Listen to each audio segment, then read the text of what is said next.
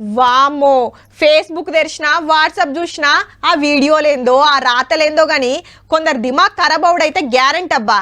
కొందరు మతాల కోసం కీసులాడితే కొందరు కులాల కోసం కొట్లాటలు, దేశం గురించి ఒకలు పక్క దేశాల గురించి ఇంకొకలు. ఇక పార్టీల సిఫాయిల కథ అయితే చిన్నగా ఉండదుల్లా. మామూలోళ్ళే అనుకుంటే కొందరు పెద్దలు గిట్లనే వేస్తుర్రట. రాజాబాయి రచ్చ తట్టుకోలేక ఫేస్బుక్ లకెళ్ళి బొమ్మన్నారు, ఇన్స్టాగ్రామ్ లకెళ్ళి ఎల్లగొట్టిండ్రు. ఆవు 2 ఫేస్బుక్ 3 ఇన్స్టా అకౌంట్లు డిలీట్ చేసి పారేసిండ్రు ఆ కంపెనోళ్ళు.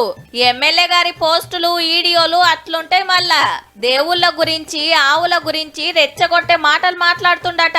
గిట్లా ఎవ్వరు మాట్లాడినా ఇండియా హేట్ ల్యాబ్ వాళ్ళు రిపోర్ట్ ఇస్తారు. ఎమ్మటే అకౌంట్లు లేపేస్తే ఆ కంపెనీలు. రాజా సింగ్ సార్ కు ఫేస్బుక్ లో ఓ 10 లక్షల మంది, ఇన్స్టాలో ఓ 1.5 మంది లంక పెట్టుకొని ఉన్నారు. ఏ ఫోటో పెట్టినా వీడియో పెట్టినా ఏం రాసినా వీళ్ళంతా చూస్తారన్నట్టు. అకౌంట్ల ఆపేషుడు ఇదే తొలత కాదబ్బా. 5 ఏళ్ల కిందట కూడా సేమ్ ఇట్లనే అయింది. అయినా కొత్త కొత్త కమ్మలు తెరిచి వీడియోలు ఇడుస్తూనే ఉన్నారు సార్ పేరుతోటి. ఇట్లా రెచ్చగొడుతుండనే అప్పట్లో అరెస్ట్ చేసిరి. బీజేపీలకెళ్ళి కొన్ని రోజులు బయటికి పంపిరి.